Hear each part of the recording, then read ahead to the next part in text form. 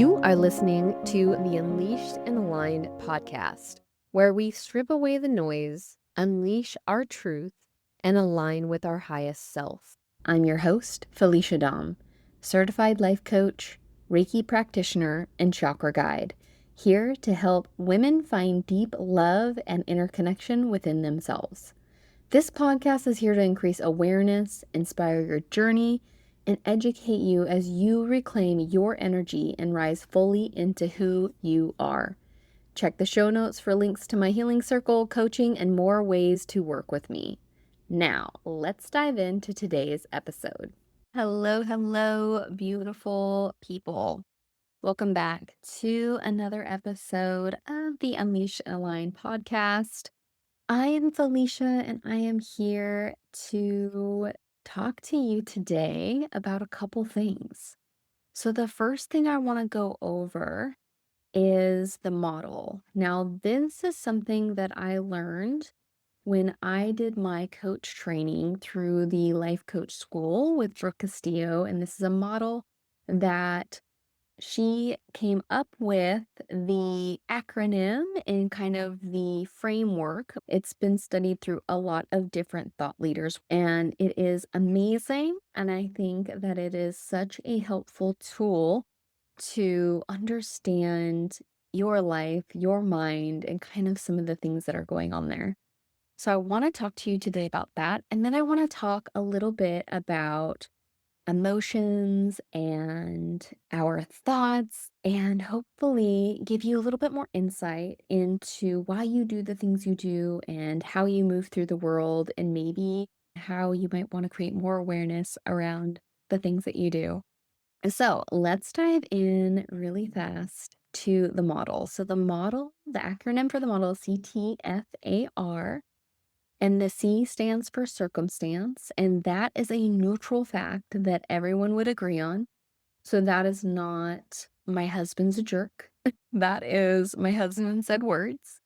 That is not my boss is mean to me. That would be my boss gave me an assignment and gave me a deadline. The T in this model is for thought. So this correlates with the circumstance. So, what are you thinking about that circumstance? And this is a one sentence answer. And so, this is not having and or any of that. It's just one sentence thought that runs in your brain when you think about that circumstance. And then the F is for feeling. And this is a vibration that the thought creates in your body. So, a lot of us have this idea that we just have feelings. They just show up and then thoughts come with them. But it's actually the opposite. We have a thought, and that thought generates an emotion in our body. And I just want to give you a moment to really think about that and understand that. Think back of any time in your life you felt sad, mad, glad, happy. Think about what you were thinking at that time. And you can really understand this by literally thinking of something in your life and paying attention to what kind of emotion comes up in your body. Okay, so the F line is for feelings, and this is just a vibration in your body that is created by the thought. This is one word. This is very important because a lot of times, if you are thinking, if you're having a bad day at work because my boss yelled at me, and then you put down on your C line the words that your boss said, and then the thought that you have about it. And then a lot of times, if you were to say, okay, what was I feeling? You might say, well, I was feeling like I needed to get this work done, and, he didn't need to yell at me, or she didn't need to yell at me, or whatever it is. And that is incorrect. Your feeling, again, is a vibration in your body. That's all feelings are, vibrations. I mean, that right there is pretty awesome to understand, right? If we're feeling anxiety, if we're feeling negativity, if we're feeling sadness, those are just vibrations going on in the body. I feel like it takes a lot of the power away from that when you realize that it's just a vibration, this energy generating through your body. So, what feeling, what one word would describe that vibration? So, that is going to be like frustrated, anxious, irritated, overwhelmed, etc. One word. And then you'll have the action line. And these are things that you do or don't do because of that feeling. And it's really directly correlated to that feeling that drives our actions. And then the R is for results. So this is going to be what you created, which basically reflects back up to the thought.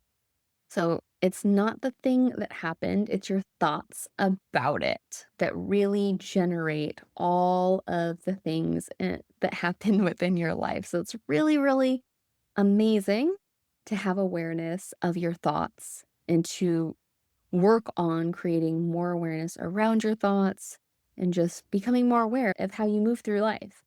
I read this book and I highly recommend it. It's called Die with Zero. And there's a lot in this book, but what I want to talk about right now is paying attention to everything in your life. And in this book, they talk about how we spend our money, right?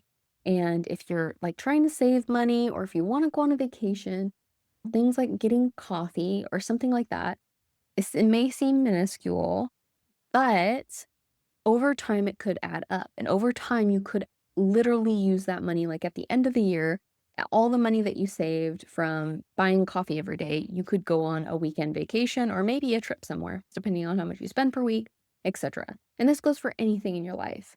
And what they talk about is understanding what you actually want out of your life, having more awareness. So not running unconsciously about it, like just getting the coffee to get the coffee because you get an emotion that comes with getting that coffee. Maybe it's a habit, maybe it makes you feel good, maybe it kind of, for me, I always like to stop and get a coffee because my way to work was a long drive and I felt like it was some like comfort that it gave me, right? And so whatever that is that it gives you, maybe it's the actual caffeine, which the more that I'm understanding myself, the more I understand that none of that stuff really I care about. It's more the feeling that I get when I do the thing. And so whatever it is, and like I said, it could be coffee, it could be cigarettes, it could be buying something, like spending a large amount of money on a purchase. It could be going out to dinner. Whatever it is that you do often, this doesn't have to deal with money particularly, but this is what he was expressing in the book because the book is talking about retirement and things like that. This idea really changed the way I view a lot of things because I like to have a lot of awareness around my thoughts. I like to understand when I'm saying things and when I'm doing things. But what I really didn't pay attention to are these things. What's just a coffee? I get it a couple times a week. It's no big deal. But what that book really showed me is nothing was right or wrong. It was basically just being aware of what you're doing and acknowledging what you want out of it. If it's the feeling that comes up, if it's a vacation that you want to take, just acknowledging that you are contributing to that thing. And so basically, what he was saying is if you want the coffee and you get a amazing feeling from that coffee, is it worth getting the coffee all the time? Or is it worth not having the coffee and going on a vacation at the end of the year? What is the greater benefit to you? And it's all about understanding what you want to get out of life and really tailoring your life so that you are coming at it from awareness and not some subconscious behavior. And I absolutely love this because this is part of why I like to do thought work is understanding not only in the moment, which may I say, when you start this work, if you never had awareness work and you're like, what is awareness work? And this is just becoming more aware of how you move through life, what you're doing, how you're speaking, how you're showing up, and what kind of power that has within your life. What kind of energy is dictating what's coming off of the things that you're doing, saying, moving through life. And When you first start this work, it's going to feel like you're completely unaware and you might try to beat yourself up, which I highly recommend that you have compassion and non judgment and a lot of this silent observer, this pulled out view of what you're doing when you're in this work. But it's going to feel like really hard to become aware of things in the moment. You're going to most likely start off and recognize it after the fact. And that is totally normal. And that is exactly how you start. And the more that you do it, I guarantee you, the closer the time is going to collapse to the point where you are in the moment and you are being very conscious of what's going on. It's an amazing place to be, and it's sometimes can be really frustrating road to get there. But that is why we like to do this work, so we can really understand what we're creating in life, how we're creating it, and how we're moving through life. So that was just like a kind of a tangent on something that I read. Just one of the ways that you can start becoming more aware of what you're doing in life. So just little things like what you spend your money on, what you spend your time on, how you're speaking to people, how you're speaking to yourself, all of these things, having awareness around them in this third party view is going to be the best work that you could do. I guarantee it. You'll probably be like, oh my goodness, I was thinking that about this. What? I was using my money all this time on this instead of that. I have been wasting my time on XYZ when I could be doing ABC. And it's really, really beautiful work. So, the first part that I just wanted to kind of go over was that model, was that framework to kind of dive into understanding when we want to, because once you are aware of your thoughts, you might be like, oh my goodness, I want to change this thought. How could I be even thinking this? And a lot of times we don't want to rush through that. We really want to understand what's going on there. And so I want to talk a little bit about how to process an emotion, how to process that vibration, when to process it, or if you want to change the thought and how to go about that. So, if you're feeling like you're stuck in anxiety, overwhelm, sadness, maybe, and you're unsure whether to sit with it, or maybe you want to work on shifting out of it, I want to kind of break down some of these important tools for that emotional freedom and knowing when to feel your emotions and when you want to really change that thought. So, starting with that CTFAR, that will give you a framework of kind of understanding where your thoughts are coming from, understanding how your brain is functioning. So that's amazing work.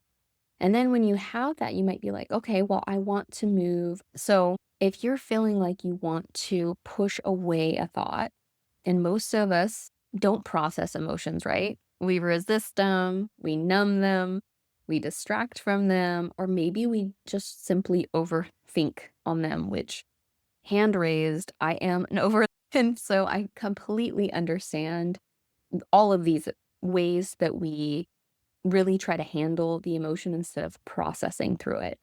Some emotions are just like cover emotions. Like anxiety can be a cover emotion. It's often the fight against a deeper feeling like disappointment, anger, fear. That's why the model is so great to really understand what's going on beneath the surface. And even just sitting with yourself and really trying to understand where is my anxiety coming from can be a really powerful experience. And the more that you resist an emotion, the more that emotion builds. And that fight can create things like anxiety or even depression. So, processing these emotions, that is something totally separate from indulging in the emotion. It's not dramatizing it, it's allowing the physical sensation of the emotion to move through your body without resistance. I had recently done this amazing journal work and I had talked about resistance. I did like a little short, we had like 15 minutes left, and I did a little short training on resistance. And one thing that I want to tell you is when you learn how to process an emotion, not only will you not be scared to feel any emotion, but you will notice how quickly you can move through emotion. And sometimes it's not that quick. Sometimes you might think like, "Oh, I got this.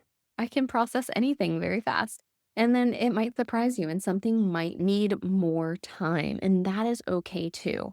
My husky puppy, like, really messed up my pinky, and I thought it was broken. There's something wrong with it. I think it might be dislocated, but it really hurts, like, if I hit it on something or smack it or whatever. It's definitely don't wanna touch it. I can't fully, like, shut it closed. Like, if I'm doing a fist, I can't make it into a complete fist, and it's calmed down a lot, but at the time, it was very, very sore, and I smacked it on my steering wheel, and it hurt so bad. And I noticed it was so crazy because I was like, "Oh my god, oh my god." I'm like trying to hold back tears. I was like, "This hurts so bad. Oh my god." I noticed myself in that resistance. I noticed myself trying to hold back the tears, trying to hold back the emotion, and it made it so much worse. And so what I did was just breathe. I just took these deep breaths. I mean, that's like super dramatic, and I was literally breathing very dramatically like that. And every deep breath that I sucked in, I literally focused on the pinky. I focused on all that pain. I let the tears roll down my face. I was like, I don't care. I just want to feel all of it. I want to just breathe straight into my pinky. And so every deep breath I took in, I felt everything. And the craziest thing happened. After just two deep breaths, the pain, like 80% subsided. It just like went sh It was so crazy to me, and I was like, "Oh my gosh." I've always thought about processing emotions on like sadness and depression and frustration. I never thought about it in the physical sense. I never thought about working on a physical emotion like pain, and it worked so genuinely. I mean, I think it was faster, honestly, than processing an emotion. But that is something like when we stop resisting and we just allow. And sometimes it's so hard. And I'm not going to tell you this work is easy. For me, even and I'm aware and I understand it and I know that I need to process things. It can still be really difficult to release and allow, and that is something that is very, very beautiful. And I'm an advocate of anybody really feeling in, understanding, and allowing those emotions to come up. And sometimes you might think, well, I'm allowing them. But if you can feel, you know when you're allowing and you're not, because there's still resistance in your body. You can still feel tightness. You are not fully just breathing in and allowing things to come up. So, I want to talk a little bit about when to process an emotion. Maybe you're feeling all kinds of different emotions like anxiety, overwhelm, restlessness, and you're not sure why. Maybe you are in a thought loop but haven't named the emotion underneath. You're just like spinning in some thoughts around things, and we're getting really, really distracted by our mind. Maybe you feel disconnected from your body or stuck in your head, or maybe you've tried to think positively, but it's not working. And these are all signs that you need to go inward first and really just allow whatever it is to bubble up and feel into your body. And sometimes this is not quick. Sometimes this might take hours, sometimes this might take days. But every day we're working towards really allowing things to come up and processing them and allowing the feelings. So, how do you process these? First, you want to pause and get really present, maybe taking some deep breaths in, maybe putting your hands like on your heart or your stomach. The second thing we want to do is name it. What is it? Is it shame? Is it fear? Is it anger? Label it like a color or a flavor. And the third thing that we want to do is feel it in our bodies. Where is it at? What does it feel like? Is it tight? Is it spirally? Is it hard? Is it heavy? When we really get descriptive, sometimes it has a color, sometimes it has a texture. When we really get descriptive on these things in our body, we can start connecting with it. And then we want to intensify it. Instead of pushing it away, we really want to lean in, turn that volume up, and make sure that we are really listening into it. This is not something happening to you. This is yours. This is your energy that you're owning and that you are really understanding. So just allowing whatever it is to come up and really like diving in. Like I like to close my eyes and really feel into the feeling like I've never been alive before. Like this is the first time I'm experiencing whatever it is. And I'm like, whoa, this is interesting. This is really curious. All of these sensations that are coming up, this feeling that is coming up. This is just like I did with my finger. I was like, what does this pain feel like? Like, give it all to me. I want to feel all of it. I sometimes have these like really, I like to call them dramatic, intense want to feel, you know? I think a lot of times we want to feel deep love. We just like really want to experience deep love. Although I must say that I think a lot of us think we want to feel deep love, but then we are so scared to feel it for the fear of it possibly running away from us that we actually don't experience a lot of love in our life. But it's like we really want to experience this intense feeling. And most of the time, we want to experience like joy and happiness and things like that really intensely. But we don't want to feel the opposite.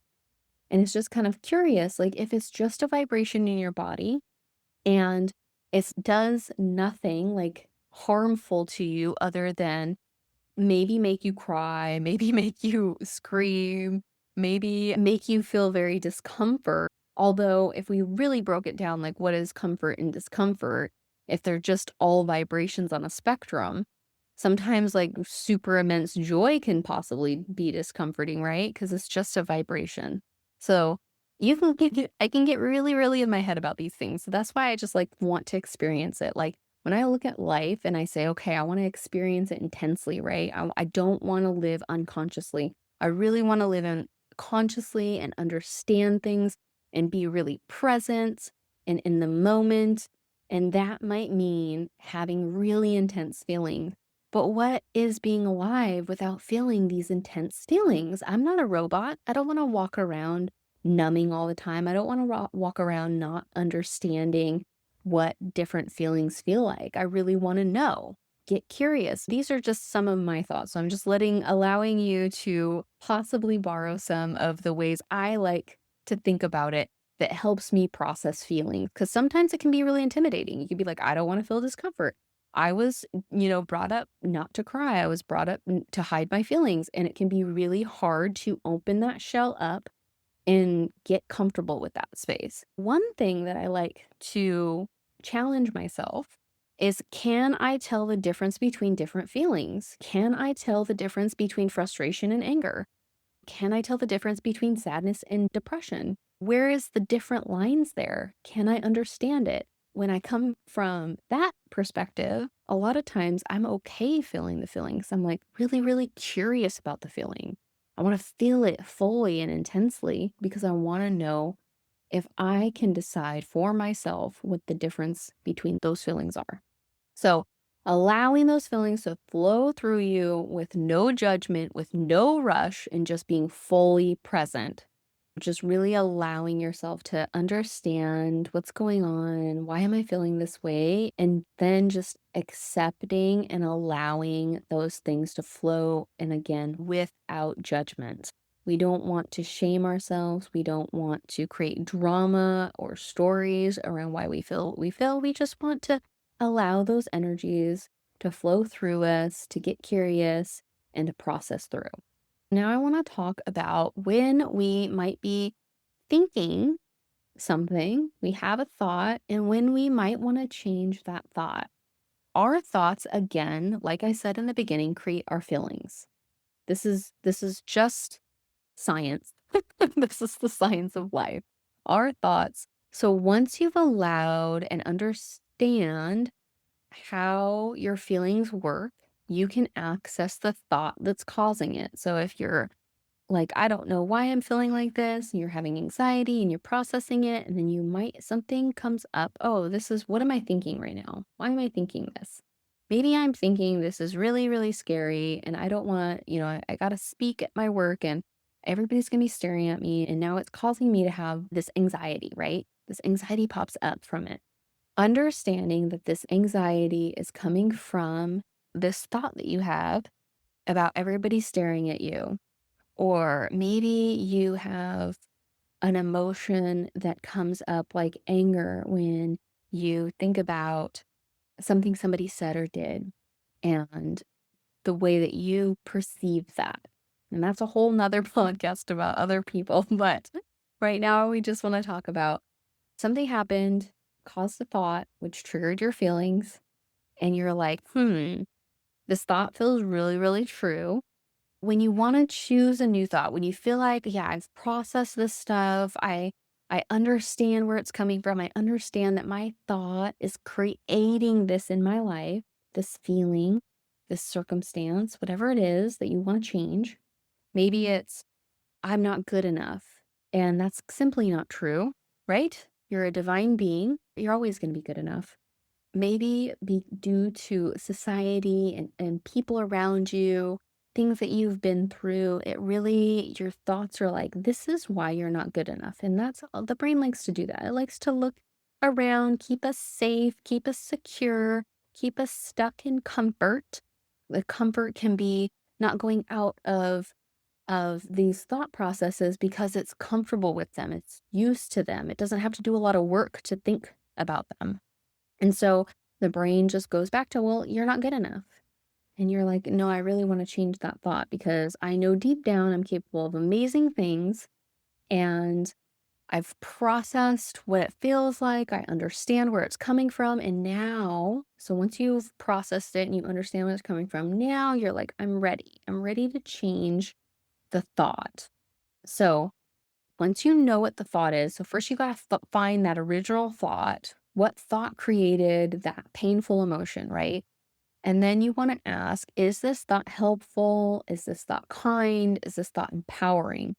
And if it's none of those things, then you might want to look at changing the thought. For an example, maybe you think, I'm done dealing with this relationship. And maybe a sense of guilt comes up because you're like, I'm just done. You have this tone to it. You have this underlying emotion of guilt or frustration or irritation. You're like, I don't like that feeling. I really don't want to have that feeling when I end a relationship. And so maybe you want to replace it with, this chapter of my life has been completed, or our time is complete for now. Maybe my connection with this person has ran its course. Whatever thought makes you feel more at peace, it gives you more comfort.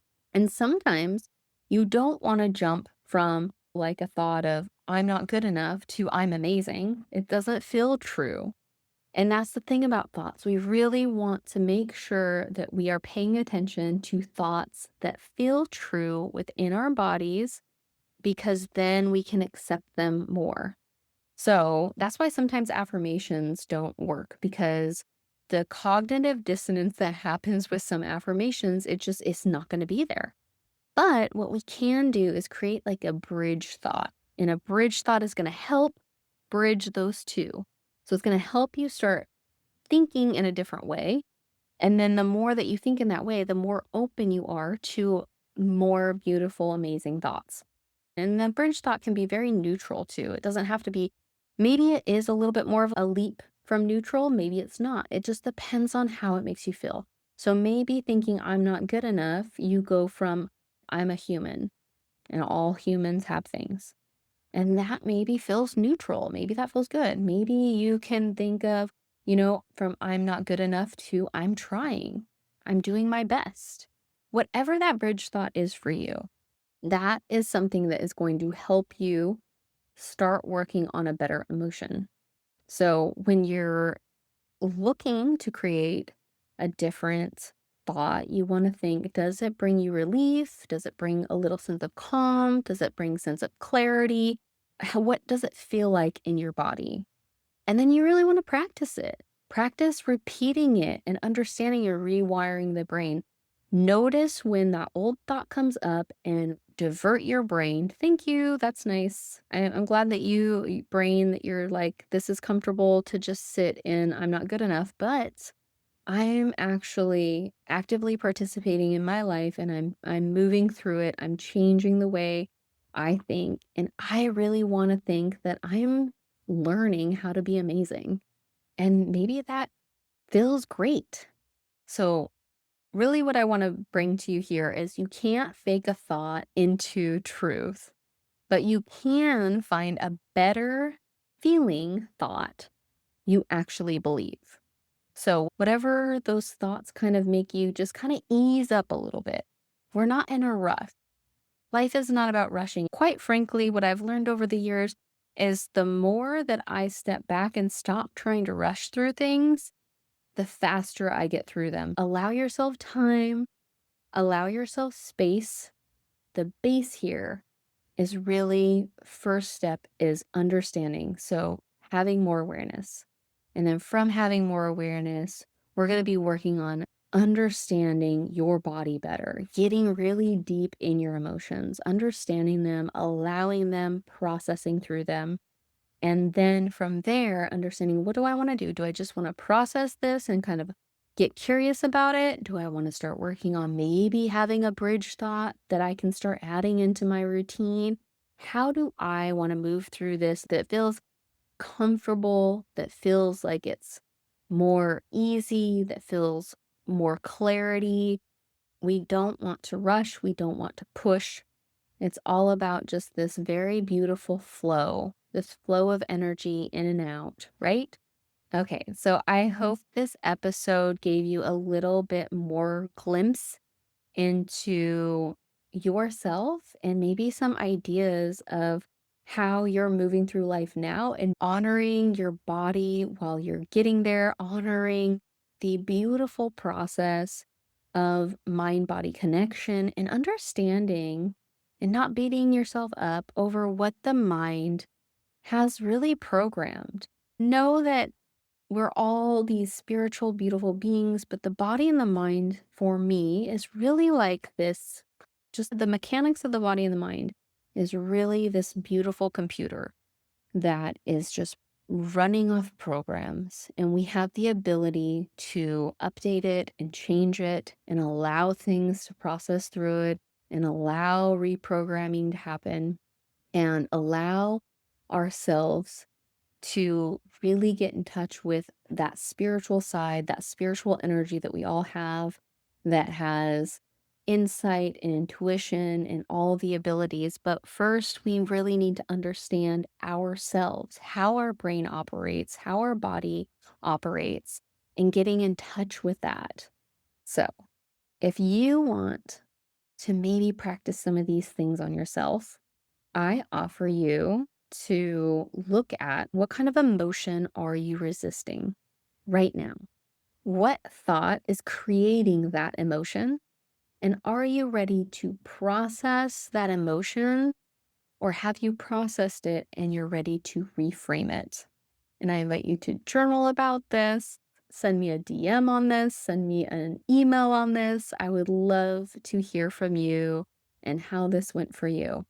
And of course, if you get stuck on any of it, I would love to hear from you as well and try and help you through that.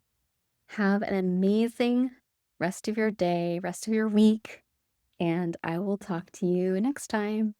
Bye. If you enjoyed this podcast, please make sure to like, subscribe, and leave a review so that we can connect with more people to develop our mind, body, and spirit.